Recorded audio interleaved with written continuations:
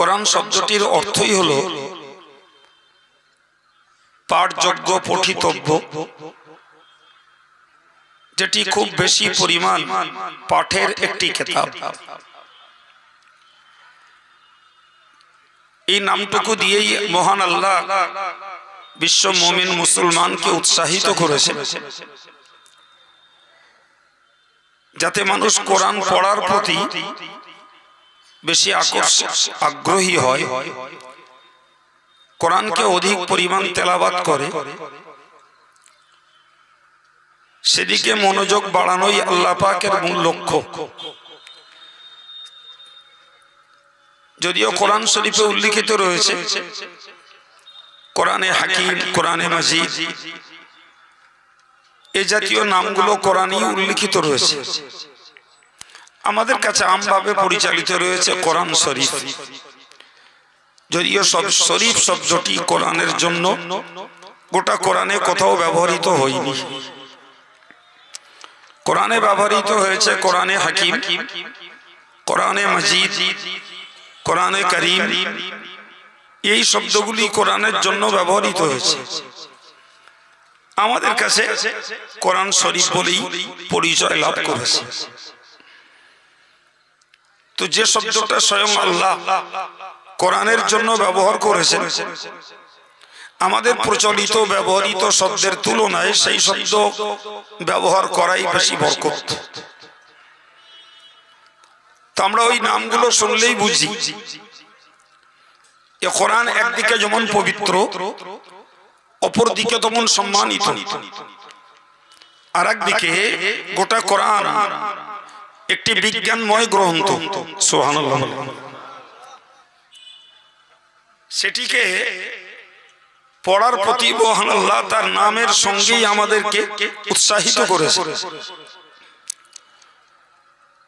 আমরা কে কতটা কোরআন পড়তে পারি, তেলাওয়াত করতে পারি, বা বিশুদ্ধ তেলাওয়াত করার মতো সাধনা চেষ্টা আমরা চালিয়েছি, সেটা প্রত্যেকের নিজস্ব বিষয়। কিন্তু মনে রাখা দরকার যে কোরআন শরীফ মহান আল্লাহর কালজয়ী কালাম, বিশ্ব মাঝে গ্রন্থ মুকুট, মহাবিশ্বের মহাবিশ্বই হল আল কোরআনের মতো ইহকাল পরকালের জ্ঞান ভরা, জ্ঞান সমৃদ্ধ একটি কিতাব। সুবহানাল্লাহ। পৃথিবীতে যত ধর্মগ্রন্থ রয়েছে সেগুলি মনুষ্য রচিত, সেখানে স্রষ্টার কিছু নেই। সেই ধর্মের কোন কোন ব্যক্তিত্ব তাদের সম্পর্কে কিছু ধর্ম কথা, নীতি কথা ঢুকিয়ে ধর্মীয় গ্রন্থ বানিয়েছে। যদিও কেউ বলতে পারে যে বাইবেলের বর্তমান যে নুসখা, এটি তো নাকি ইনজিলের প্রতিরূপ। মনে রাখবেন, আল্লাহ পাকের পক্ষ থেকে অবতারিত কিতাব নবী মুসার কাছে তাওরাত, নবী ঈসার কাছে ইনজিল। কিন্তু দুটি কিতাবের একটিরও খোদা প্রদত্ত বিষয়ের কোনো মিল নেই। দুটি কিতাবই তারা তাদের মতন করে পরিবর্তন করেছে, তাদের মতো করেই পরিবর্তন করেছে। সুতরাং বর্তমান কালের ইনজিল বলে যে বইগুলো মাঝে মধ্যে দেখবেন তাদের দলীয় লোকেরা প্রচার করে ভাই হারগিজ ওইগুলো ইনজিল নয়। আল্লাহ পাকের ইনজিল আলাদা, আর বর্তমানে খ্রিস্টীয় সমাজের প্রচলিত ইনজিল আলাদা। আল্লাহ পাকের অবতারিত তাওরাত কিতাব আলাদা, আর আজকের ইহুদিদের ধর্মগ্রন্থ বলতে যেটা এরা বোঝায় তার সঙ্গে খোদার নাজিলকৃত তাওরাতের কোনো মিল নাই। কিন্তু বিশ্ব মানব জাতির জন্য গর্ব, স্পেশালি মুসলিম জাতির জন্য গর্ব যে আল্লাহ কোরআন নাজিল করেছেন। তিনি বলেছেন ওয়া ইন্নাহু লাতানজিলু রাব্বিল আলামিন, যিনি গোটা জগতের রব, তিনি এই কিতাবটাকে নাজিল করেছেন। নাযালা বিহি রূহুল আমিন, হযরত জিবরিল আমিন আলাইহিস সালামের দ্বারা এ কোরআনকে অবতীর্ণ করেছেন বলে আল্লাহ বললেন আলা কলবিকা লিতাকুনা মিনাল মুনজিরিন। নবী হে, কোরআনকে আমি তোমার অন্তরে প্রতিফলিত করে দিয়েছি, তোমার অন্তরে কোরআনকে নিক্ষেপ করেছি একটি কারণে, লিতাকুনা মিনাল মুনজিরিন, তুমি কোরআনের এই জ্ঞানটাকে নিয়ে বিশ্ব মানব জাতির জন্য সতর্ককারী, ভীতি প্রদর্শনকারী, আমাদের কাছে বোঝার জন্য সহজ বাংলা হলো যে তোমাকে ভয় দেখানেওয়ালা বানানোর জন্য আমি আল্লাহ এই কোরআনকে তোমার হৃদয়ে নিক্ষেপ করে দিয়েছি। সুতরাং এ থেকে আমরা কোরআন অবতীর্ণের একটি মৌলিক কারণ জানতে পারি, সেটি হলো যে কোরআন শুধু কেউ তেলাওয়াত করবে এজন্য আল্লাহ পৃথিবীতে কোরআন পাঠাননি। তো আমি কোরআনের আয়াত দ্বারাই আপনার কাছে পেশ করলাম যে আল্লাহ তার নবীকে ভীতি প্রদর্শনকারী, সতর্ককারী, সাবধানকারী বানাবার জন্য নবী পাকের অন্তরে কোরআনকে নিক্ষেপ করেছেন। কোরআন শরীফের অন্য আয়াত খুঁজুন, দেখবেন জিবরিল আমিন আলাইহিস সালাতু ওয়াস সালাম প্রাথমিক অবস্থাতে যখন রাসূলুল্লাহর কাছে কোরআন নিয়ে এলেন, তো রাসূল করিম সাল্লাল্লাহু আলাইহি ওয়াসাল্লাম ওই সময়ে মানসিকভাবে খুব চিন্তিত ছিলেন। কারণ এটাই যে এই যে বার্তা আল্লাহর পক্ষ থেকে আসছে, এটি শুধু তো আমার জন্য নয়, এই বার্তাটাকে বিশ্ব মানব জাতির কাছে আমাকে ছড়িয়ে দিতে হবে, এটাকে পৌঁছে দেওয়া আমার একটা ডিউটি। কিন্তু জিবরাইল তো পড়ে দিয়ে চলে যাবে, আর আমি যদি বিষয়টাকে ধারণ করতে না পারি, কোট মেমোরি করতে যদি না পারি, মুখস্থ যেই করতে না পারি, তাহলে কেমনে আমি এটা অন্য জায়গায় রিলে করব? ফলে জিবরাইলও পড়তেন, রাসূলও পড়তেন। আমার আল্লাহ কোরআন নাজিল করে বললেন লা তুহাররিক বিহি লিসানাক, নবী হে, তুমি তোমার জবানটাকে নাড়িও না, তুমি তোমার জবানটাকে আন্দোলিত করো না, বরং জিবরিল যখন পড়ে ফাইযা ক্বরানাহু ফাত্তাবিল কুরআন, জিবরাইল পড়লে তুমি শুধু ওই পড়াটাকে ফলো করো, ওটাকে মনোযোগের সঙ্গে শোনো। এর আগের আয়াতে আল্লাহ আবার বলে দিয়েছেন ইন্না আলাইনা জামাআহু ওয়া কুরআন, তুমি যে জিবরাইলের সাথে সাথে পড়ে চলছো, এটাকে মুখস্থ করে নেবে, তাই ও দায়িত্ব তোমার না, বরং তুমি শুধু শুনে যাও, আমি আল্লাহ ওইটাকে তোমার হৃদয়ে গেঁথে দেওয়ার এবং পুনরায় ওকে নতুন করে আবৃত্তি করিয়ে দেওয়ার, তেলাওয়াত করিয়ে দেওয়ার দায়িত্ব আমি আল্লাহ গ্রহণ করলাম। একটু মন খুলে বলে, তাহলে কোরআন নাজিল করেছেন আল্লাহ, রাসূলুল্লাহ হৃদয়ে গেঁথে দিয়েছেন আল্লাহ, এবং পরবর্তীতে ওই কোরআনকে পুনরাবৃত্তি করিয়ে দেওয়ার দায়িত্বও নিয়েছেন কে? তাহলে এ থেকে প্রমাণ হয় যে কোরআনটাকে বিশ্ব মাঝে সম্প্রচার করানো এটি আল্লাহ পাকের এই সৃষ্টিকে পরিচালনার একটা উন্নত মানের জিম্মাদারি, দায়িত্ব। ফলে আল্লাহ তার রাসূলকে পাঠিয়েছেন আর কোরআনকেও তার হৃদয়ে ঢেলে দিয়েছেন। জিবরাইল পড়ে চলে যেতেন, রাসূলুল্লাহ যখনই মন করতেন আলহামদুলিল্লাহ হুবহু সেই কোরআন রাসূল তার জবান দ্বারা পড়তেন। সাহাবায়ে কেরামদেরকে নয়, শুধু মক্কার সর্বস্তরের মানুষদেরকে শুনিয়েও দিতেন। আমি এই দু জায়গার আয়াত থেকে আপনাদের মাথায় এই বিশ্বাসটা আনাতে চাইছি যে কোরআন মহান আল্লাহ পাকের পক্ষ থেকে যেমন অবতারিত, তেমন রাসূলের হৃদয়ে গ্রথিত, তেমন রাসূলের জবান দ্বারা পঠিত এবং বিশ্ব মাঝে সেই কোরআন সম্প্রচারিত, টোটালটাই আল্লাহ পাকের খাস নিয়ামত। কারণ কি? এর পিছনে রহস্য কি? ভাই রহস্য হলো এটাই, জানেন তো দেশ চালাতে সংবিধান লাগে, ভারতবর্ষ চলে তার একটা সংবিধান আছে, বাংলাদেশ চলে তার একটা সংবিধান আছে, আমেরিকা চলে তার একটা সংবিধান আছে। তো সারা পৃথিবীর যত খণ্ড খণ্ড দেশ রয়েছে প্রত্যেকটা দেশ পরিচালনার একটা সংবিধান থাকে যেটি সরকার অনুমোদিত। তো বিশ্ব স্রষ্টা আল্লাহ, বিশ্ব পরিচালক আল্লাহ, এই বিশ্বটাকে পরিচালনার যে সংবিধান তারই নাম আল কোরআন। কথা মাথায় গেল না যায়নি? কথা মাথায় ঢুকেছে কি? কোরআন শুধু কবুতরের মতন বক বক করে পড়ার জন্য আল্লাহ পৃথিবীতে পাঠান। কোরআন শুধু কেউ পড়ে হাফেজ হবে ওর জন্য কোরআন আসেনি। কোরআন পড়ে কেউ দোকান উদ্বোধন করবে ওর জন্য কোরআন আসেনি। কোরআন পড়ে কেউ নিজের নতুন বাড়িটা উদ্বোধন করবে এর জন্য আসেনি। কোরআনের আয়াত লিখে লিখে তদবির করবে এর জন্য আল্লাহ কোরআন পাঠাননি। কোরআন আল্লাহ পাঠাননি যে বাপ মা মরে গেলে পড়ে যেয়ে সবরেসানি করে এসো এর জন্য কোরআন পাঠাননি। জি, এই যেগুলো এগুলো কোরআনের জন্য একটা বোনাস পয়েন্ট, এটা অতিরিক্ত। মূলত কোরআনকে আল্লাহ পাঠিয়েছেন কোরআন পড়ো, কোরআন দ্বারা জীবন গড়ো, কোরআন পড়ো, কোরআন দ্বারা পরিবার গড়ো, কোরআন পড়ো, কোরআন দ্বারা সমাজ গড়ো, কোরআন পড়ো, কোরআন দ্বারা দেশ গড়ো। এর জন্যই পৃথিবীতে কোরআন দেওয়া।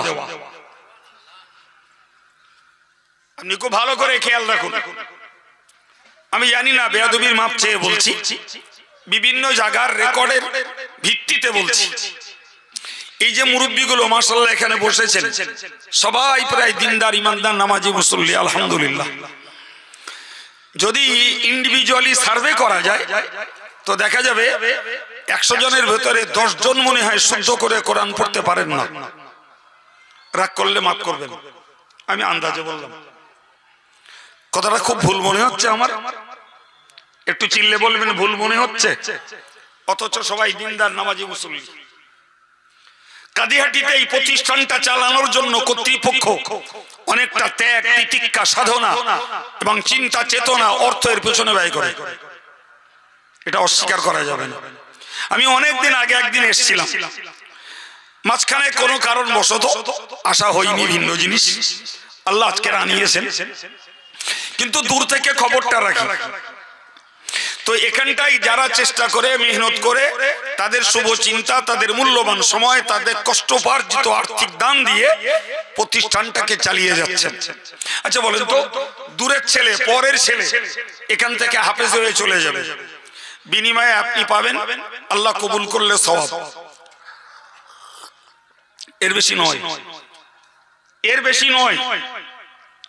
তো আপনি বলুন যে আমাদের পরিসেবিত মাদ্রাসা থেকে পরের ছেলেরা হাফেজ হয়ে চলে যাবে, আমার স্থানীয় ভাইয়েরা, মুরব্বীরা, তারা ন্যূনতম কোরআনটাকে দেখে পড়তে পারবে না। এটাই কি কাম্য? এটাই কি উদ্দেশ্য হওয়া উচিত? আমার কথা রাগ করছেন? বাস্তবটাকে মিলিয়ে আমার জবাব দেন। আরে বাবা, পরের ছেলেরা আসছে, কোরআন পড়ছে, হেফজ করছে, দাওরে কোরআন তথা কোরআন তারা রিপিট করে করে এক বৈঠকে মুখস্থ কোরআন শুনিয়ে দেওয়ার জন্য তারা মেহনত করছে। আলহামদুলিল্লাহ, সবগুলো ওয়েলকাম, ভালো জিনিস। কিন্তু আমরা যারা স্থানীয় মানুষ, আমরা ওই কোরআনটাকে ন্যূনতম পড়তে শিখিনি কেন? কেন আমাদের যুবকগুলো কোরআনটা পড়তে শিখিনি? তারা তো মাগরিবের পর থেকে এসা পর্যন্ত নামাজের জন্য ওয়েট করে, হয় চার দোকানে নাই, বাড়িতে নাই, গল্পের আসরে। এসার আজান হলো, নামাজটা পড়লো, বাড়ি যেয়ে খেয়ে দিয়ে বিশ্রামে চলে গেল। যুবকগুলো কে মাগরিব পড়ে, কে পড়ে না পরের কথা, এদের হয় সেলাই মেশিনের কাজে, না ফ্রি ফায়ার আর মোবাইলে, না হলে তাসের আড্ডায়, না হলে জোয়ার আড্ডায়, না হলে টিভির আড্ডায়। এভাবেই মুসলিম যুবকগুলোর সন্ধ্যার সময়টা কাটছে। আমরা বা তারা, তারা আমাদের, আমরা তাদের, কেউ বাপ, কেউ ছেলে, কেউ চাচা, কেউ ভাইপো। আমরা এর জন্য কতটা ভূমিকা নিয়েছি যে আমরা কষ্ট করে প্রতিষ্ঠান চালাচ্ছি, অথচ আমরা কোরআনটা ন্যূনতম তেলাওয়াত করতে পারি না। কেন আমাদের এই ঘাটতি থাকবে? বুড়ো হয়েছি তাই, বয়স 50 আপ 60 আপ তাই। একটু তাকিয়ে দেখুন তো, প্রিয় নবী সাল্লাল্লাহু আলাইহি ওয়াসাল্লাম কোরআন পেয়েছেন যেদিন রাসূলের বয়স 40 বছর 6 মাস 16 দিন। প্রথম তার কাছে কোরআন এসেছে। এই কোরআনটাকে প্রকাশ্য রাসূলকে প্রচার করতে আরো 3 বছর সময় লেগেছে। কতদিন বললাম? কথা বলুন। আমরা সচরাচর একটা কথা বলে থাকি যে কোরআন নাজিল হয়েছে 23 বছর ধরে।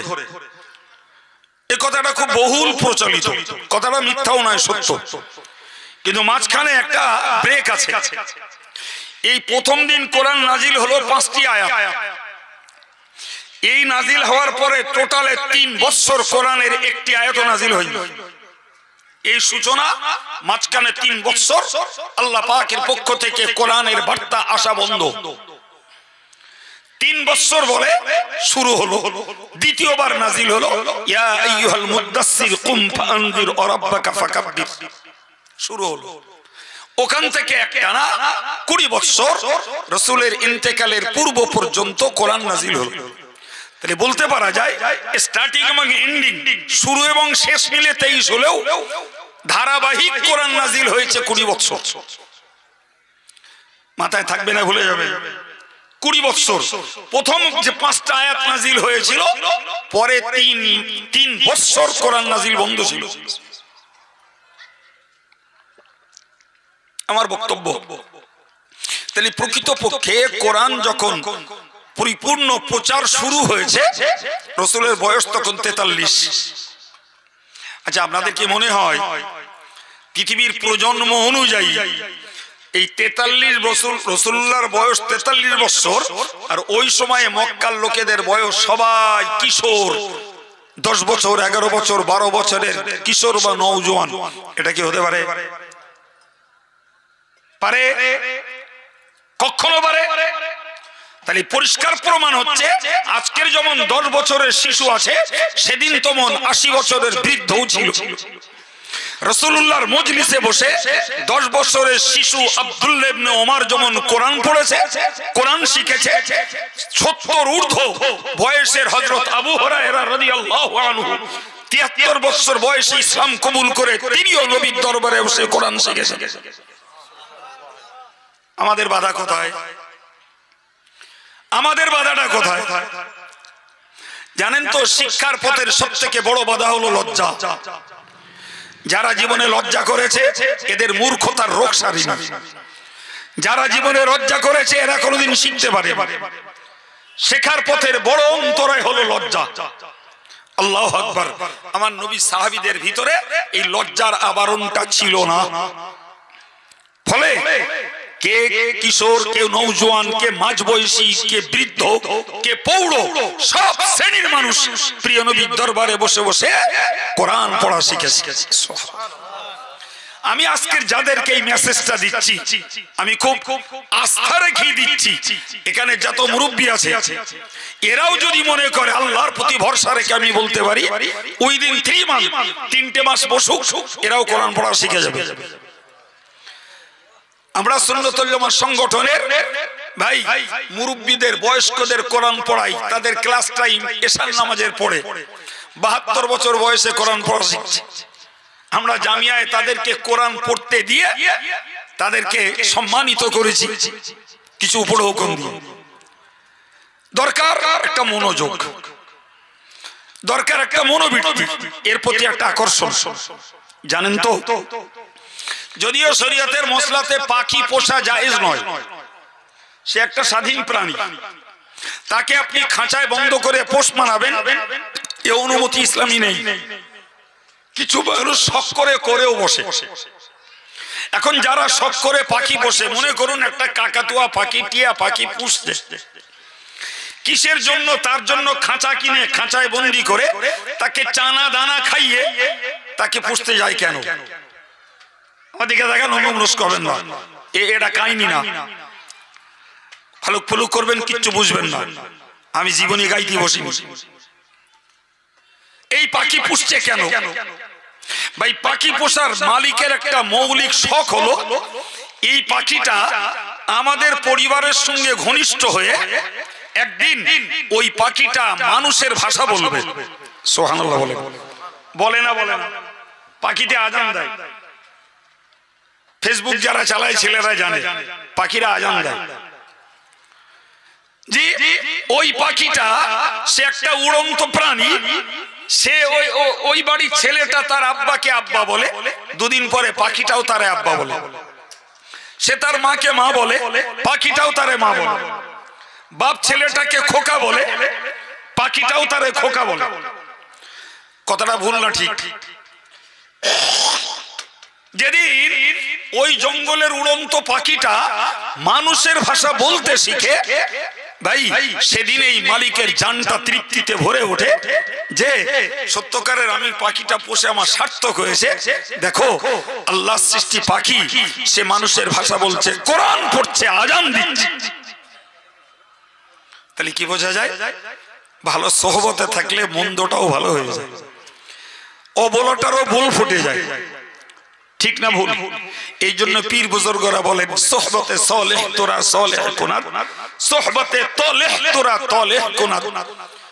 জি, তোমার সৎ সঙ্গ তোমাকে সৎ বানিয়ে দেবে, অসৎ সঙ্গ তোমাকে অসৎ বানিয়ে দেবে।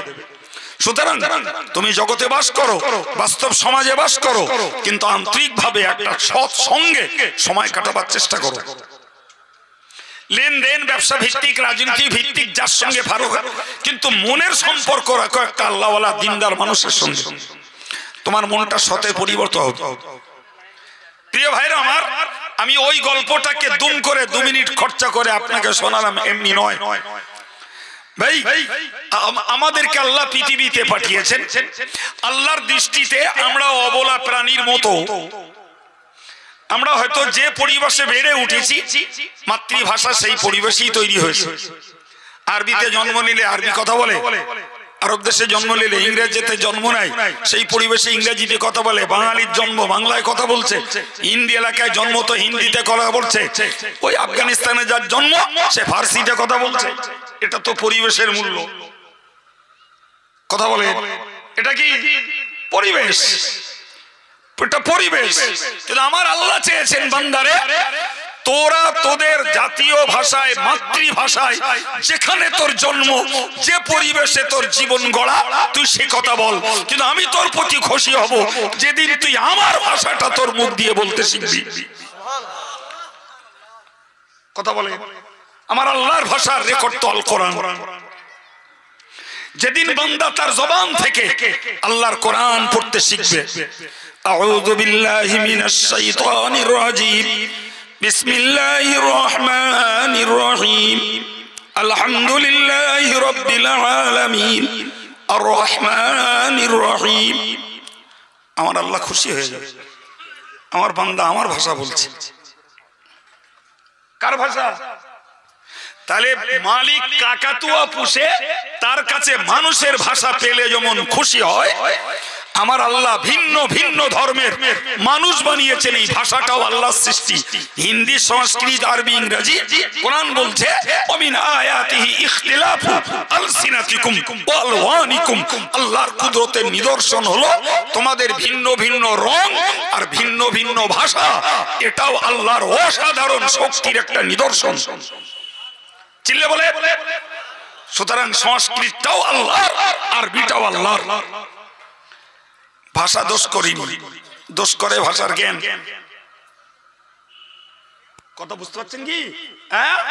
এবার বলুন, তাহলে কোরআন পড়লে আল্লাহ খুশি হবে না? হবে না? আমরা চেষ্টা কেন করব না? কেন চেষ্টা করব না? সহিহ হাদিসে বিদ্যমান, যারা কোরআন পেলেন পড়ে, একটা অক্ষর পড়লে ফালাহু আশারু হাসানাত, 10টা নেকি পায়। এই ওয়াজ খুব শুনেন। তাফসীরে ইতকানে লেখা হয়েছে, যারা অর্থ বুঝে কোরআন পড়ে প্রত্যেকটা অক্ষরের বিনিময়ে 20টা করে নেকি পায়। তো আমরা যারা মানুষ বাবু, আমরা না হয় কোরআনের অর্থ বুঝি না, সেটা আমাদের মাইনাস পয়েন্ট, অনেক সাধনার ব্যাপার, ওটা আপন জায়গায় থাক। তার মানে বুঝতে গেলে বহুত মেহনত করতে হয়, ওটা পরে থাক। কিন্তু ন্যূনতম একটা চেষ্টা দিলেই তো আমরা কোরআনটা দেখে দেখে পড়তে পারি। যারা পারছে মুখস্থ করুক, আমরা পারিনি বাবু, দেখে পড়াটা শিখি। তাতেও তো প্রতি অক্ষরে 10 করে নেকি মিলবে। জি, এটা তো আমাদের পুরুষদের অবস্থান। মেয়ে মহলটা খোঁজ করলে দেখা যাবে মেয়ে মহলে আমার ধারণা শতকরা 80 থেকে 90টা মেয়ে কোরআন পড়তে পারে, এটা আমার ধারণা। কিন্তু আল্লাহ ভালো জানেন মেয়েদের প্যারেন্টস যারা, পিতামাতা যারা, গার্জিয়ান যারা, আল্লাহ বেহতার জানেন। বোধহয় বিয়ে দিতে হবে তাই বোধহয় কোরআনটা শেখায়। যেই বিয়েটা হয়ে যায় কোরআনটা গোদরেজের আলমারিতে তাকে তোলা, খুব বেশি বেশি পারে তো সবে বরাতে আর রমজান মাসে। কেউ মারা গেলে গোটা বছর মুসলিম পরিবারগুলো খোঁজে নেন যে কটা পরিবারে সকাল সন্ধ্যায় কোরআন তেলাওয়াতের আওয়াজ আসে। অথচ পুরুষগুলো না পারলেও মেয়েগুলো পারে। তাদের কোরআন পড়ার মতো যোগ্যতা তারা পিতৃলয় থেকে আব্বার বাড়ি থেকে নিয়ে এসেছে। কিন্তু এমন একটা পরিবেশে এসেছে হয়তো বা দেখা গেল শ্বশুরও কোরআন পড়ে না, স্বামীও সে পাঠশালার লোক না, জি শাশুড়িও কোরআন ছুঁই। পারিবারিক ভাবে তাদের কোরআন পড়ার প্রতি কোনো উৎসাহ, উদ্দীপনা এবং কোনো দাবি, কোনো নির্দেশ কিছু নেই। ওরা দেখলো বিয়ে দেওয়ার জন্য কোরআন পড়ি হলো, বিয়ে তো পাশ করে গেছি, ও আর না পড়লেও চলবে। নাউজুবিল্লাহ বলেন। এটাই হলো বাস্তব সমাজের অবস্থা। জি সম্মানিত ভাইরা আমার, মনে রেখে দিন হাদিস শরীফে এসেছে মান জাআহুল মাউত ওয়া ইয়াতলুবুল ইলমা লিইহইয়া বিহিল ইসলাম ফাবাইনাহু ওয়া বাইনান নাবিয়িনা দারাজাতুন ওয়াহিদা। প্রিয় নবী বলেছেন যে লোকটা শিখতে শিখতে মরে যায়, ইলম অর্জন করতে করতে মরে যায়। যদিও এই ইলম থেকে স্পষ্ট বুঝতে পারা যায় কোরআন হাদিসের ইলম, সেটা শুধু মুখস্থ হোক আর সেটা শুধু পড়তে শেখা হোক অথবা তার অর্থ ব্যাখ্যা বোঝার চেষ্টা করা হোক, যে কেউ ইলমে দ্বীন শিখতে শিখতে মরে যায়, আমার আল্লাহ পাকের নবী বলেছেন ওই লোকটা মরবে। নবী আর ওই লোকটার মাঝখানে জান্নাতে একটা দরজার পার্থক্য থাকবে। তাহলে পড়তে পড়তে মরে গেলেও তো সৌভাগ্য। তাহলে বুড়ো হয়েছে তা কি হয়েছে? বুড়ো হয়েছে তা বাধার কিসে? আরে এই হাদিস অনুযায়ী একটু পড়তে মনোযোগী হই না, যদিও নাও শিখতে পারি, আমার আল্লাহর কাছে রেকর্ড হোক যে আমার বান্দা আমার কোরআনের মহব্বতে সে বৃদ্ধ বয়সে হলেও পড়তে আগ্রহ দেখিয়েছে। বাকি পড়া কবরে ফেরেশতা পড়িয়ে নেবে। সুবহানাল্লাহ বলে। জানেন তো হাদিস শরীফ এসছে ওয়ালিল জান্নাতি মিয়াতু দারাজা, জান্নাত 100 তালা। কত তালা? একটু কথা বলে, মুখস্থ হোক। কত তালা? জান্নাত 100 তালা। তো নবী বললেন যারা ইলমে দ্বীন শিখতে শিখতে মরে যাবে, জি এদের থেকে নবীদের দরজার পার্থক্য হবে একটা। এখন ধরে নেন নবীরা যদি সর্বোচ্চ স্তরে 100 নম্বর তালায় যদি আল্লাহ তাদের জায়গা দেন, তো দ্বীন শিখতে শিখতে যারা মরবে আল্লাহ পাক এদেরকে 99 নম্বর তালায় জায়গা দেবেন। তবে রেকর্ডটা দেখাতে হবে যে আমি পড়তে পড়তে মরেছি। মরণ তো আল্লাহর হাতে, কবে মারবে তার ব্যাপার। আমি যদি পড়ার প্রতি মনোযোগী হই তাহলে হাদিসের সৌভাগ্যটা আমার নসিবে জুটবে। ছাড়ুন ভাই, বুখারীর হাদিস এসেছে, বুখারীর হাদিস এসেছে প্রিয় নবী বললেন নিলমান নিসাউল আনসার। হুজুর বলেছেন মদিনার আনসারীদের মেয়েরা খুব ভালো মেয়ে। সুবহানাল্লাহ বলেন। আরে নবী ভালো বলছেন, আমরা তো কেউ বলিনি। নবী বললেন নিলমান নিসাউল আনসার, মদিনার আনসারীদের মেয়েরা ভালো মেয়ে। এখন নবী যদি ওই পর্যন্ত বলে শেষ করে দিতেন নাউজুবিল্লাহ, তাহলে এই কুটচক্রী যারা তারা অনেক অপব্যাখ্যা করার সুযোগ পেত। হয়তো মদিনার মেয়েরা বিউটিফুল, মদিনার মেয়েরা টল ফিগার, জি মদিনার মেয়েদের গ্রোথ খুব ভালো, এইসব নানা জাতের অপব্যাখ্যা কুটচক্রীরা করে বসত। এই কথা বলে হয়তো বলতো মোহাম্মদ মদিনার মেয়েদের ভালো বলেছে, দেখতে সুন্দরী, ফিগারটা বেশ লম্বা চওড়া, স্বাস্থ্যবতী ইত্যাদি ইত্যাদি কত ব্যাখ্যাই না করে ফেলতো। আমার প্রিয় নবী তার নিজে ব্যাখ্যা দিয়েছেন, লাম ইস্তাহিনা আন ইয়াতাফাক্কাহনা ফিদ-দ্বীন আও কামা ক্বালা আলাইহিস সালাম। নবী তার ব্যাখ্যা দিলেন, মদিনার মেয়েরা এই জন্যই ভালো যে তারা আল্লাহর দ্বীনটাকে শিখতে লজ্জা করে না। আর একটু চিল্লে বলেন সুবহানাল্লাহ। এই যে নবী কারণ দর্শালেন যে মদিনার মেয়েরা আল্লাহর দ্বীনটাকে শিখতে তারা লজ্জা করে না, এটাই হলো মদিনার মেয়েদের ভালো হওয়ার রাসূলুল্লাহর মৌলিক কারণ। তাহলে আমরা কি পেলাম? যে লজ্জা না করে শিখলে নবীর কাছে তার প্রশংসা আছে, তাই না বাবা? হ্যাঁ, তিরমিজির একটি হাদিস এসেছে, রাসূল বলেছেন, শিফাউল আইয়া সোয়াল, শিফাউল আইয়া সোয়াল, মূর্খের শেফা, মূর্খের সুস্থতা জিজ্ঞাসা করার মধ্যে। তুমি মূর্খ, তুমি এটা জানো না, ওটা জানো না, তোমার ওই মূর্খতার রোগ সেরে যাবে। কি করতে হবে বলেন? বলেন জিজ্ঞাসা করে। হুজুর জানে, হুজুর কাছে জিজ্ঞেস করতে হবে। ওই মৌলানা খাদেমুল জানে, ওর কাছে জিজ্ঞেস করতে হবে। কি মাদ্রাসার হাফেজ সাহেব জানে, আমাকে জিজ্ঞেস করে জেনে নিতে হবে। এর প্রতি ইঙ্গিত করে কোরআন বলেছে, ফাসআলু আহলা যিকরি ইন কুনতুম লা তা'লামুন।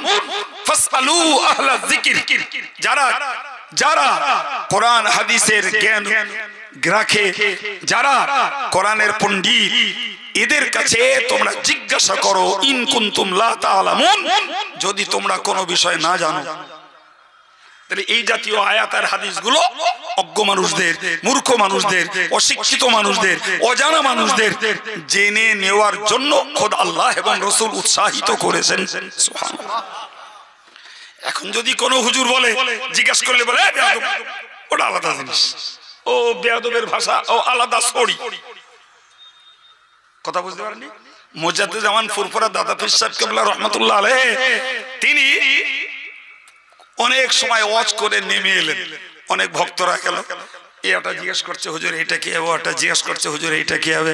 পাশ থেকে একজন বলল, হুজুর এতক্ষণ ওয়াজ করে নেমেছে, তোমরা কেন বিরক্ত করছো হুজুরকে?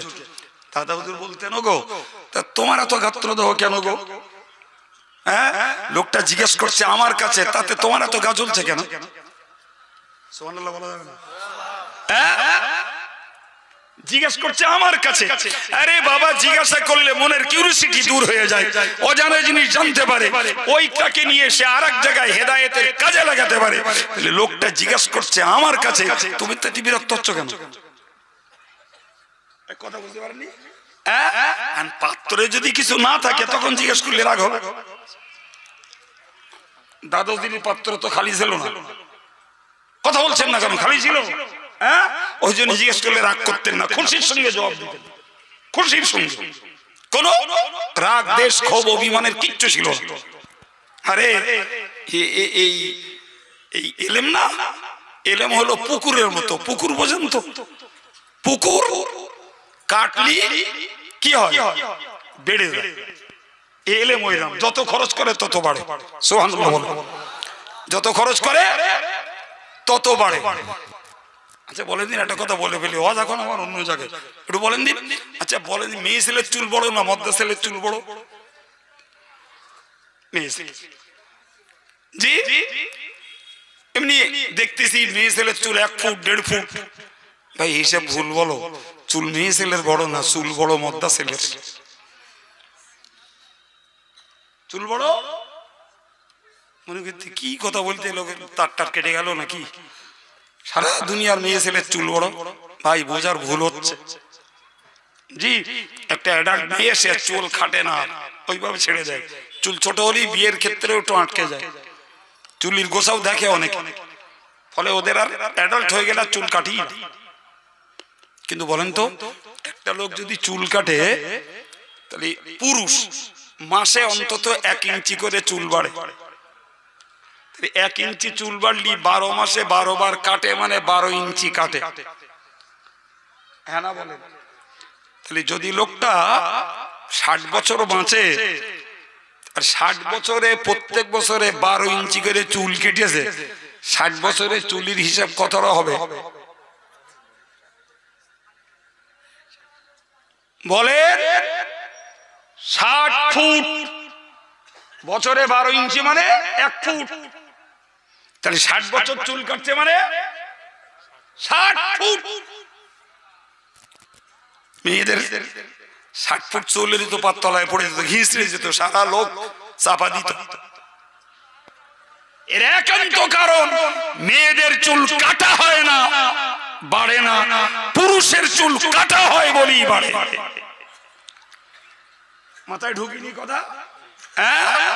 ওই জন্যই এলেম যত খরচ করা হয় তত বাড়ে, টাকা যত আল্লাহর রাহে দান করা হয় তত বাড়ে। কথা বোঝাতে পেরেছি কিছু? প্রিয় ভাইরা আমার, আমি কথা বলতে বলতে কোথায় কথা রেখেছি আমার বলো ভুল হয়নি, মনে আছে মাশাআল্লাহ। আমি আপনাকে মিলিয়ে দেবো। জি, আমি আপনাকে কথা শোনাচ্ছিলাম যে আল্লাহ পাক পৃথিবীতে কোরআন পাঠিয়েছেন। পড়ো, জীবন গড়ো, পড়ো, তোমার চরিত্র গড়ো, পড়ো, পরিবার গড়ো, পড়ো, সমাজ গড়ো, পড়ো, দেশ জাতি গড়ো। এজন্যই কোরআন দেওয়া। তাহলে আগের ডিউটি ছিল, ফার্স্ট মোস্ট ডিউটি কি? জোরে বলে। প্রথম ডিউটি হলো পড়তে শেখা। কথা বোঝাতে পারিনি? আগে কোরআনটাকে পেলেন পড়তে শেখা। ওই কথাটা বলতে যেই এত কথা বললাম, পড়তে শেখা। সম্মানিত ভাইরা আমার, ভালো করে মনে রাখুন, আমি একটা দুটো উদাহরণে আপনাকে বুঝিয়ে দিচ্ছি। একজন মানুষ ধরুন কোরআন পড়তে শিখেছেন, অক্ষরে অক্ষরে 10টি নেকি সহিহ হাদিস থেকে প্রমাণিত। এখন মনে করুন একটা ছোট্ট অঙ্গ বললাম, লানাতুল্লাহি আলাল কাযিবিন, যার বাংলা অর্থ হলো যারা মিথ্যাবাদী তাদের উপরে আল্লাহর লানত। যারা মিথ্যাবাদী তাদের উপরে আল্লাহর লানত। ভাই এই অংশটুকুর ভিতরে ধরে নিন গোটা 14 অক্ষর আছে। কটা বললাম? 14টা অক্ষর আছেন। একটা করে অক্ষরে যদি 10টি নেকি হয় তাহলে 140টা নেকি পাওয়া যাবে। কিন্তু মানে হলো মিথ্যাবাদীর উপরে আল্লাহর লানত। এইটাকে তিনি পড়লেন, একবার পড়লেন তো 140টা নেকির মালিক হয়ে গেলেন। কিন্তু মনে রাখুন, উনি 140টা নেকি লাভ করার পরে মিথ্যা কথা বলা বাদ দেন না। আর একটা বেটা কোরআন পড়তে জানে না, সে বেটা মিথ্যা ধারে বাড়েও যায় না। ওই লোকটা কোরআন পড়তে পারে না। কোরআন পড়া নফল, কোরআন সহি করে পড়তে শেখা ওয়াজিব, আর এমনি তেলাওয়াত করা নফল। এখন ওই বেটা কোরআন পড়তে পারে না, তার মানে নফল ইবাদত তথা তেলাওয়াত করে সওয়াব লাভ করতে পারে না। কিন্তু ওয়াজ নসিহতে আলেমদের কাছ থেকে শুনে শুনে মিথ্যা কথার ধারে বাড়েও ঘেঁষে না।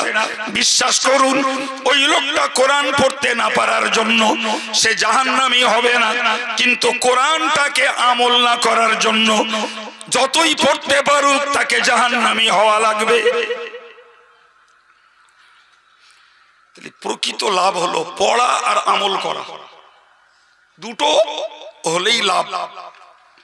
কিন্তু কেউ পড়তে পারে না, আমল করে, সেও জাহান্নাম থেকে বেঁচে যাবে। কিন্তু যে পড়বে অথচ আমল করবে না, কোরআন তেলাওয়াতের সওয়াবে তার জাহান্নাম থেকে নাজাত নাই।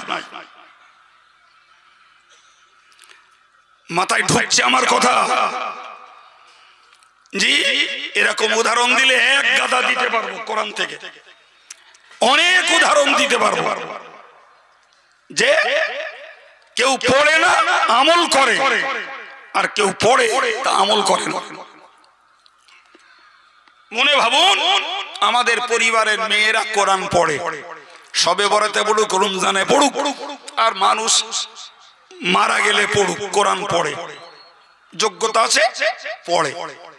কিন্তু বলেন তো, ওই কোরআন বলেছে অকরনা ফি বুয়ুতিকুন্না, হে মেয়েরা তোমরা তোমাদের ঘরে অবস্থান করো, ওয়ালা তাবাররুজনা তাবাররুজাল জাহিলিয়াতিল উলা, খবরদার খবরদার ওই বর্বর যুগের মেয়েদের মতো সাজগোজ করে তোমরা যেন বাইরে বেরিও না, তোমরা আত্মবিকাশ ঘটিও না, তোমরা বাইরে প্রকাশিত হও না, তোমাদের জায়গা ঘরে, ঘরের ভিতরেই অবস্থান করো।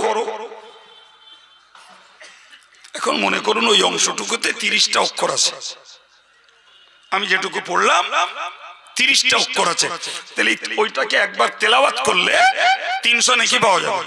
সুবহানাল্লাহ। কিন্তু কোরআন পড়লো ঠিকই, অথচ সেই কোরআন পড়নে ওয়ালি তিনি পর্দা করেন না। তার বেপর্দায় বাজারে যাওয়া, ডাক্তার বাড়ি যাওয়া, 100 দিনের কাজে যাওয়া, জি বিভিন্ন জায়গায় পার্টিসিপেট আছে, বিভিন্ন জায়গায় তার অংশ আছে, কোরআন পড়ে, অথচ কোরআন হুকুমকে কার্যকর করে না। সে পড়ে 300 নেকি পাবে, কিন্তু বেপর্দায় ঘোরার জাহান্নাম থেকে ওই তেলাওয়াত করে নাজাত পাওয়া যাবে না, কারণ পর্দা ফরজ, কোরআন তেলাওয়াত করা নফল। কোরআন তেলাওয়াত করা নফল, মিথ্যা কথা বলা হারাম। তাহলে কি প্রমাণ হচ্ছে? প্রমাণ হচ্ছে এটা পড়তেও হবে, আমলও করতে হবে। সেই সৌভাগ্যবান, সেই সৌভাগ্যবান। এর থেকে পরের দরজায় যে পড়তে পারে না অথচ আমল করে, তারপরের স্টেজ, থার্ড স্টেজে ওই দুর্ভাগা যে পড়ে অথচ মোটেই আমল করে না। কটা হলো? 3টে। নাম্বার 1 পড়ে এবং আমল করে। নাম্বার 2 কোরআন পড়তে পারে না, আমল করে। নাম্বার 3 কোরআন পড়তে পারে, আমল করে না। এরাই হলো সবথেকে পোড়া কপাল। কারণ ভাই রমজান মাসে রোজাদারের ইফতার করালি রোজা রাখার মতো সওয়াব হয়। হাদিসে আছে ইমাম সাহেবরা মসজিদে বলে দেয়, লোক হু করে ইফতার দেয়। মাশাআল্লাহ, খুব ভালো জিনিস। কিন্তু এমনও মনের মানুষ রয়েছে, সে বেটা গোটা রমজান মাস মসজিদের মুসল্লিদের ইফতার খাওয়াতে পারে, কিন্তু নিজে রোজা রাখার সময় পায় না। ও মনে মনে করেছে আমি সারা মসজিদের মুসল্লিদের ইফতার করাচ্ছি, যদি আমার এক মাস রোজার ইফতার করাতে 1.5 লাখ টাকা খরচ হয়, তাও দিতে তার অর্থ সংকট নেই। কিন্তু বেটা রোজা রাখে না, মনে মনে করে এই এত লোকের রোজা রাখার সওয়াব আমার হচ্ছে, আমার আর রাখার দরকার কি। কিন্তু কপাল পোড়া বুঝে না, সওয়াব দিচ্ছেন আল্লাহ, এটা তার রহমত। জি, তো সারা গ্রামবাসী রোজা রেখে তোমার টাকা ইফতার করছে, তুমি ও সওয়াব আপন জায়গায় পেয়ে যাবা বাবা, কিন্তু ওইটা নফল, ওটা ফরজ নয়। কিন্তু তোমার পার্সোনালি রোজা রাখা তোমার জন্য ফরজ। সুতরাং তুমি ফরজ কামাইটাকে বাদ দিয়ে নফল কামাই করবে, ওতে রেহাই হবে না, ওতে রেহাই হবে। সম্মানিত ভাইরা আমার, মনে রাখুন আমার আল্লাহ কোরআন শরীফে বলেছেন, ওয়া আনজালনা ইলাইকা যিকরা লিতুবাইয়িনা লিন-নাস মা নুজিলা ইলাইহিম লাআল্লাহুম ইয়াতাফাক্কারুন।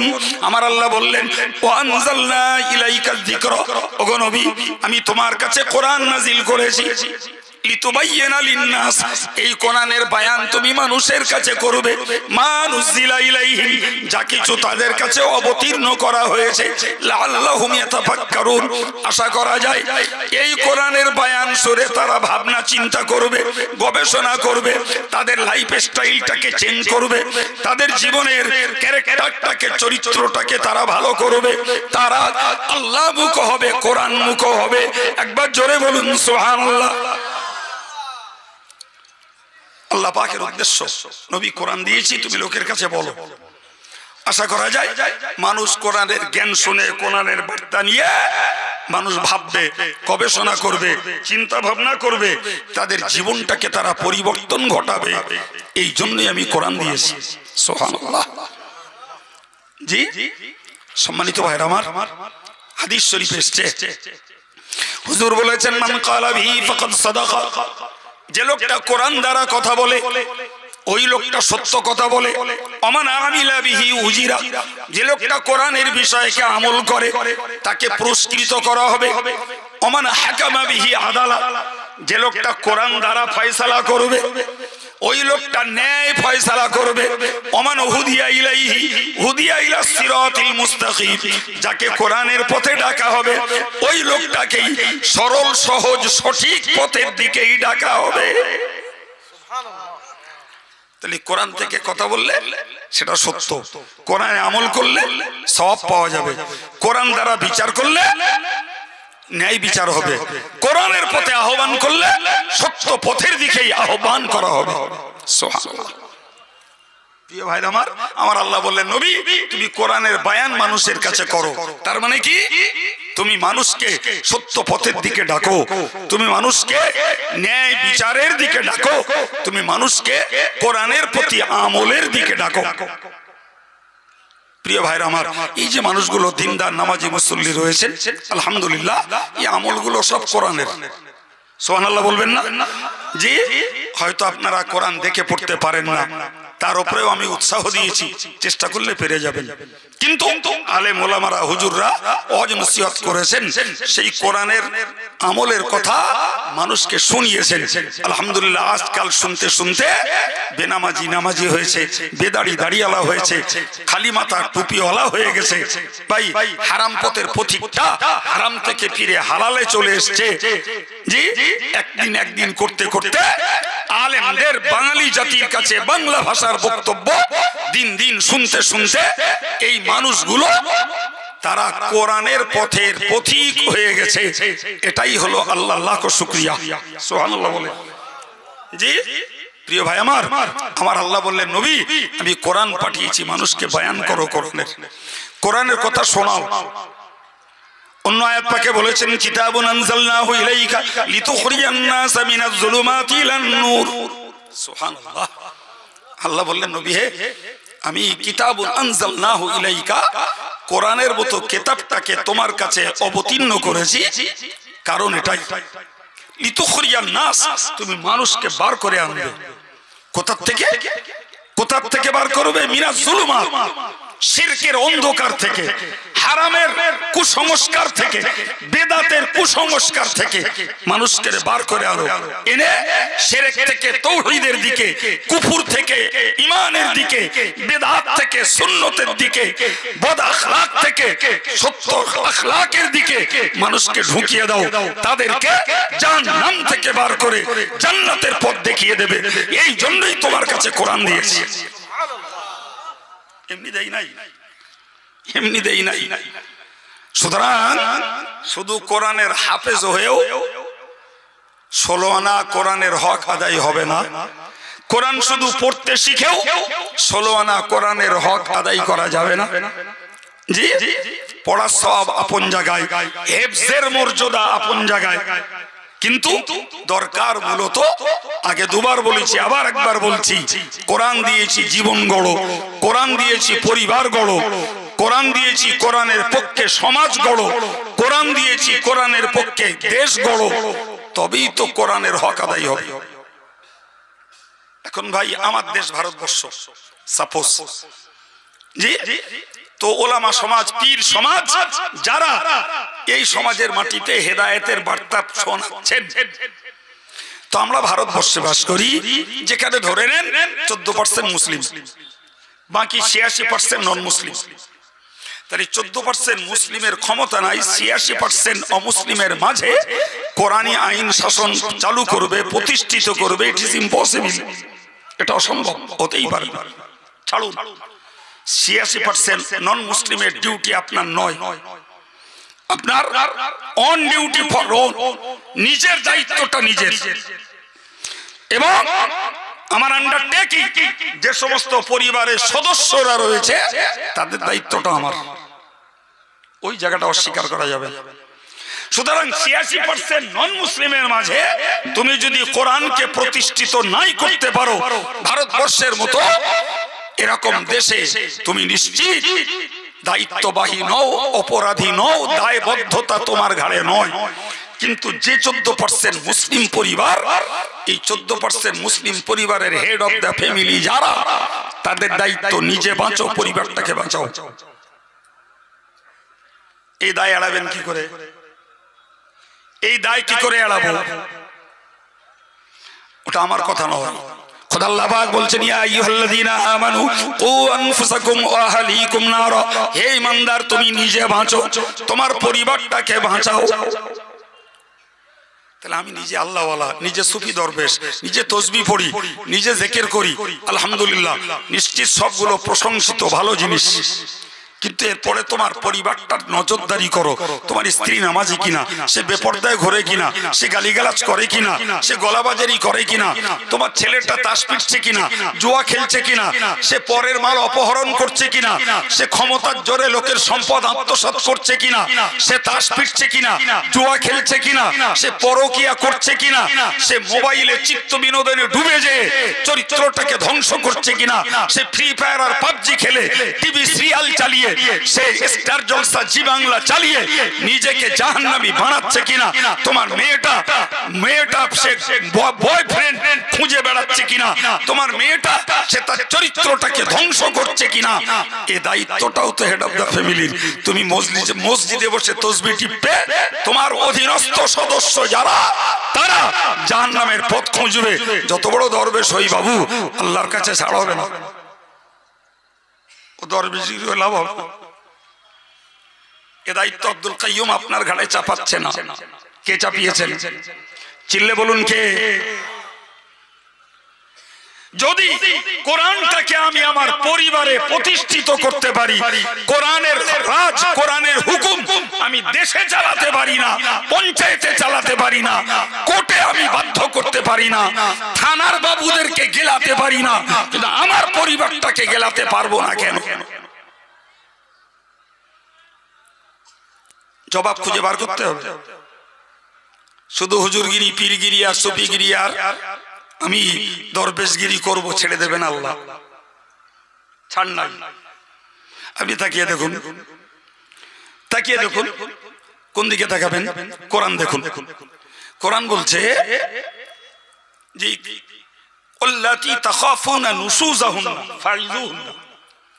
কোরআন বলছে যদি তোমাদের স্ত্রীরা তোমাদের অবাধ্য হয়, তোমাদের স্ত্রীরা যদি তোমাদের অবাধ্য হয়, তো প্রথম প্রসেস ফাইযুহুন্না, ওদেরকে ওয়াচ করো। ওদেরকে কি করো? কে করতে বলেছে? আমি বললুম? আল্লাহ বলেছেন ওয়াচ করো ওদেরকে। এখন আপনার বউর ওয়াজ আমি করতে যাব না খাদেমুল যাবে না হুজুর যাবে? বলেন বলেন, না ফুরফুরা পীর সাহেব আর পীরজাদা যাবে? তাহলে আপনার স্ত্রী যদি মাইকিং এর মাধ্যমে হুজুর সাহেব, পীর সাহেব, পীরজাদা সাহেব, মুফতি সাহেব, মাওলানা সাহেব, মসজিদের ইমাম সাহেব এদের ওয়াজ যদি না নেয়, তাহলে এরপরে ঘরোয়া ওয়াজ করার দায়িত্ব তো আপনার। আল্লাহ আপনাকে বলেছে। আপনি বলুন হুজুর আমি মাওলানা না, মুফতি না, হাফেজ সাহেব না, আমি কেমনে ওয়াজ করব? খুব পারবেন, খুব পারবেন। আপনার জন্য যথেষ্ট ওয়াজ। এই মজলিস থেকে শুনছেন ওই কথাটাই সেখানে সাবমিট করুন, ওটাই ওয়াজ, ওটাই ওয়াজ। তো আল্লাহ বললেন যে তুমি প্রথমত তোমার স্ত্রীকে ওয়াজ করো, ফাইযুহুন্না, ওয়াজ করো। যদি তোমার ওয়াজ শুনে তোমার স্ত্রী যদি ধর্মপথে ফিরে আসে, তাকে ওয়াজ শুনিয়ে দাও, 5 ওয়াক্ত নামাজ পড়া লাগবে, তাকে ওয়াজ শুনিয়ে দাও, পর্দা করা লাগবে, তাকে ওয়াজ শুনিয়ে দাও, গলাবাজারি করে পরপুরুষকে কণ্ঠ শোনানো যাবে না, তাকে ওয়াজ করে দাও, তুমি গালিগালাজ করতে পারবে না, ওয়াজগুলো তাকে শুনিয়ে দাও। প্রিয় ভাইরা আমার, ওয়াজ শোনার পরে দেখলে সোজা হলো না, আমার আল্লাহ বললেন ওয়াহজুরুহুন্না ফিল মাদাজিন। যদি ওয়াজ শুনে সোজা না হয়, এরপরে তোমার জন্য সেকেন্ড প্রসেসিং, দ্বিতীয় পদ্ধতি হলো বেড আলাদা করে দাও। করোনা কি হলো? করোনা বললে সোশ্যাল ডিস্টেন্স আর হদ্দম মুখে ঠুসি পড়, যে ঠুসি গরু পড়তো মানসির পরিকে দিলে আল্লাহর গজব এসে আইদা দেয়নি। ডিস্টেন্স কতদূর? 6 ফুট। মানুষ হাঁচলে ওই হাঁচির গতি মিনিমাম 6 ফুট চলে যায়। তো ওই হাঁচিতে করোনার জার মাসতে পারে, সুতরাং 6 ফুট দূরে দূরে দাঁড়ায়। তাই বলি সেনাই হলো রেশন দোকানদার ব্যাংক সব গোল গোল করে দিলে, এখানে একজন, এখানে একটা গোল, ওখানে একজন, এই দিল না দেই। বাড়ি গিয়ে কি করবে? বোর বলবে তুই গোল ঘরে, ছেলে রান্না ঘরে, আর আমি বেড ঘরে। এইটা কথা বলে না, ওটা তো বলিনি সরকার, বুঝলো? ওটা বলিনি। তাহলে বোধ যদি করোনা হয় তো ওই করোনা সংক্রামিত হয়ে স্বামীর যাবে, আবার ছেলের যদি হয় বাপের যাবে, বাপের হলি মেয়ের যাবে। তাহলে এগুলো সব তো ব্যালক করে দেওয়া দরকার ছিল। সে বলো সরকার দেয়নি। আমার আল্লাহ বহুত আগে বলে দিয়েছে যে তোমার স্ত্রী যদি শরীয়তের অবাধ্য হয় তোমার স্ত্রীর বেড আলাদা করে দাও। তুই যতদিন শরীয়ত না মানবি ততদিন তোর সঙ্গে আমার সম্পর্ক নাই, তুই অন্য জায়গায়, আমি আর এক জায়গায়। আমি শেখাইছি, আমি শেখাচ্ছি। কোরআন খুলুন এখানে বসে, কোরআন শরীফের 5 পারা 3 রুকুতে স্পষ্ট জলজল করছে। থার্ড স্টেজে যে আমার আল্লাহ বললেন বেড আলাদা করেও যদি স্ত্রী বাধ্য না হয়, অনুগত না হয়, ধর্মপথে যদি না ফেরে, আমার আল্লাহর দেওয়া সাজেশন, আল্লাহর দেওয়া নির্দেশিকা, এরপরে কি করো? অদরিবুহুন্না, ওদেরকে মারো। কেডা মারতে বলেছে? কথা বলে না, মারতে আমি বলছি, কে বলেছে? আল্লাহ তার বান্দা বান্দীদের ভালোবাসে না? হ্যাঁ বাবা, ভালোবাসে না? আর আমার মায়েরা যদি শুনে বলে কোথাকার খিজো হুজুর লিয়েজ বলো দিন, আমাকে সব মারার কথা বলে যাচ্ছে। ও মা তুমি পড়ো না, মা তুমিও পড়ো না, তোমার স্বামীও পড়ে না, মারার কথা আমি বলিনি মা। তুমি যে আল্লাহর রাজিত্বে বাস করে আল্লাহর নিয়ামত খাচ্ছ, সেই আল্লাহ বলেছে তুমি যদি ধার্মিকা না হও তোমার স্বামীরই তোমার পেটাতি বলেছে, আমি বলিনি। এবার বলেন লাস্ট স্টেজ ওই একদম ফোর্থ স্টেজে আল্লাহ বললেন ফাইন আতানাকুম ফালা তাবগু আলাইহিন্না সাবিলা। তোমার স্ত্রী যদি অনুগত হয়ে যায়, এরপরে নুন দেয়নি ওর জন্য পেটা চলবে না, হলদি বেশি দিয়েছে ওর জন্য পেটা চলবে না, ভাত রাঁধতে 8 ঘন্টা দেরি হয়েছে চুলির মুঠি ধরে গুপ গাপ ঝেড়ে দিলে 2-4টে ওর জন্য চলবে না। এগুলো তাদেরকে ক্ষমার নজরে দেখো। মারার অধিকার যদি সে শরীয়তকে বুড়ি আঙুল দেখায়, তখন স্টেপ বাই স্টেপ লাস্ট স্টেজে দরকার হলে মেরে তাকে ধার্মিকা বানাও। এর নাম কোরআনের হুকুম পরিবারে প্রতিষ্ঠা করা। ছেলে আর মেয়ে যদি দেখে আমার বাপ নামাজ পড়ে না বলে মা পেদাচ্ছে, ও ছেলে মেয়ে সুর করে নামাজ পড়বে, তাহলে বউ মা যদি মারে তাহলে আমাকে আস্ত রাখবে না। কার ফর্মুলা? আমার। সম্মানিত ভাইরা আমার, ভালো করে ভেবেই বলুন, রাসূল করিম সাল্লাল্লাহু আলাইহি ওয়াসাল্লামকে আমরা সবাই জানি তিনি হলেন রাহমাতুল লিল আলামিন।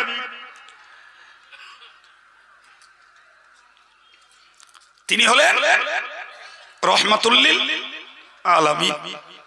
ভাই তো তিনি দয়ার সাগর, মহাসাগর, तमाम पृथिवीर मानुषेर जन्य तिनि दयालु, मायाबी नबी, दयालु नबी, सहानुभूतिशील नबी।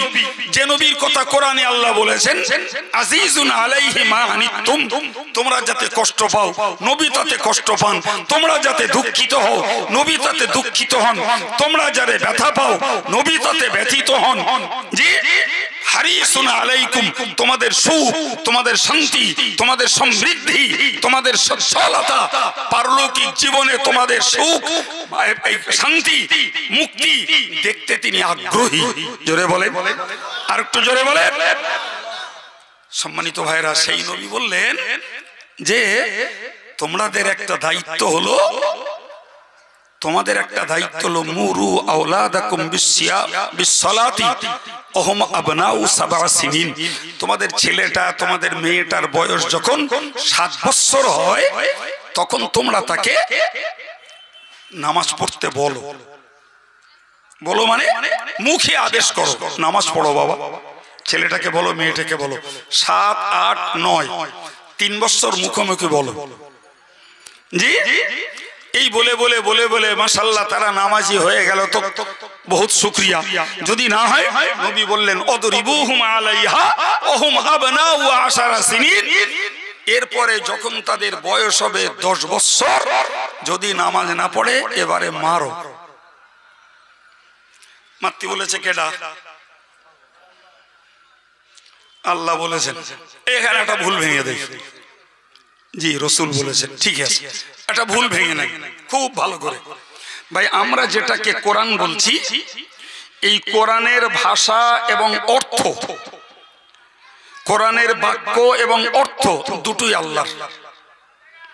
আর হাদিস যেটা, এর বাক্যটা রাসূলের, মর্মটা আল্লাহর।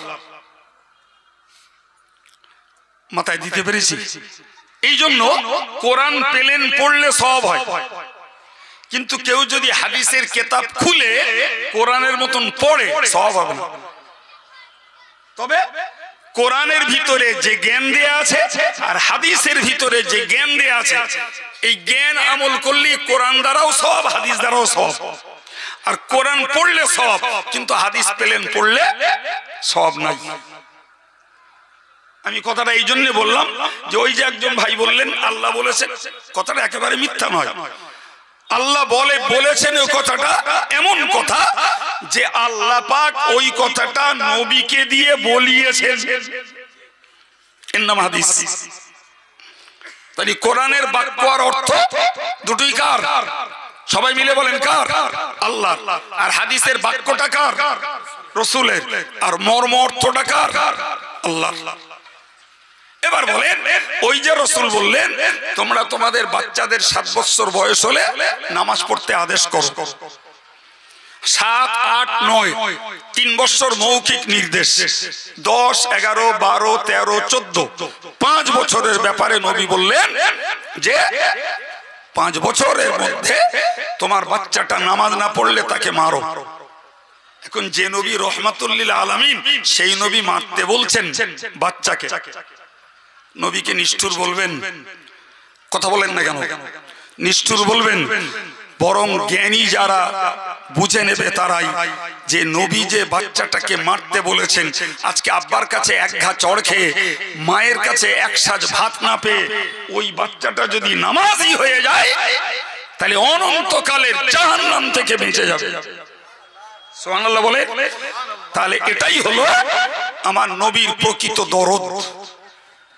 জি প্রিয় ভাই আমার, তাহলে রাসূলুল্লাহ পরিবারটাকে কোরআন কায়েম করতে এই সূত্র দিলেন যে তোমার পরিবারের ছেলেদেরকে মেয়েদেরকে নামাজ পড়ার জন্য তাকিদ করো, প্রয়োজনে 10 ঊর্ধ্ব বয়স হলেই মারতে শুরু করো। 14 বছর ছেলেটা ধরুন, মেয়েটা ধরুন ক্লাস 8-এ পড়বে, আমি খুব জোর গলায় বলতে পারি ওই মেয়েটা 14 বছর গেল, 15 বছরে পড়েছে, সে অ্যাডাল্ট, সে আর নাবালেগা নয়, নাবালেগ নয়, সে সাবালেগ, সাবালিগা। ওই ছেলেটা 9-এ যখন পড়বে 15 বছর বয়স, বিশ্বাস করুন আপনি আমি যদি এই গাইডলাইন নেই, ওই ছেলেটা স্কুলে যাবে, জোহরের নামাজ পড়া হবে না, পরিবেশ নেই। জি ও বাড়ি আসবে, আগে জোহরের নামাজ কাজা করবে, তারপরে মার কাছে ভাত চাবে। এই কথা বুঝতে পারেননি? ওই ছেলেটা স্কুলে যাবে, ও দাঁড়িয়ে পেচ্ছাপ করবে না। ওই ছেলেটা স্কুলে যাবে, ও বাঁ হাতে খাবে না। ওই ছেলেটা স্কুলে যাবে, বিশ্বাস করুন ওই ছেলেটা তার বন্ধু বান্ধবদের দেখলে সালাম করবে। কিন্তু এই পরিবেশ যদি তৈরি করতে পারি, তবেই তো কোরআনের মহব্বতের দাবি করা আমাদের সার্থক। না হলে ওই কাকাতোয়ার বলি, কাকাতোয়ার বলি পড়ছি, সওয়াব পাচ্ছি, কিন্তু আবার বলছি কোরআন পড়া নফল আর কোরআনের আমল করা ফরজ। সম্মানিত ভাইরা আমার, সুন্দর পরিবেশ আপনারা বসেছেন, আমি বিদায় নিচ্ছি। যে যদিও আমার আরো 10 মিনিট সময় রয়েছিল, কিন্তু কোন মাসলাহাত, কোন কল্যাণের কারণে কর্তৃপক্ষ আমাকে 10 মিনিট আগেই ছাড়ার জন্য দাবি রেখেছেন। সুতরাং আমার নেশাও না, বাতিকও না। যে আল্লাহ আমার নসিবে আর আপনাদের নসিবে যতটা রেখেছেন আজকে ততটা হয়েছে। তবে দেখছি স্টেজে কারি সাহেব এসেছেন, আপনাদেরকে তার সাধনার সুললিত কণ্ঠের কোরআন শোনাবে। জি আমি আন্দাজ করছি ওটাই, যদিও প্রোগ্রাম জানতাম না, আমি দেখেছি এখানে বসে। তো যাই হোক, আপনারা সেই কোরআন যার প্রতি আমরা নিবেদিত প্রাণ, ওই কোরআন যার প্রতি আমরা মানসিকভাবে আকৃষ্ট, তার সমদূর তেলাওয়াত এবং সাধনার সম্পদ শুনতে থাকুন। আমার জন্য দোয়া রাখুন, আমি আমার জাত কওমের জন্য দোয়া রাখি, নিজেরাও কোরআনের পক্ষে জীবন গড়ি, পরিবারটাকেও কোরআনের পক্ষে গড়ার জন্য আমার চেষ্টাটা করি। বাকি রেজাল্ট কি দাঁড়াবে ওটা আল্লাহ বুঝে নেবে। আমি অন্তত আল্লাহর কাছে দায়িত্ব মুক্ত হব।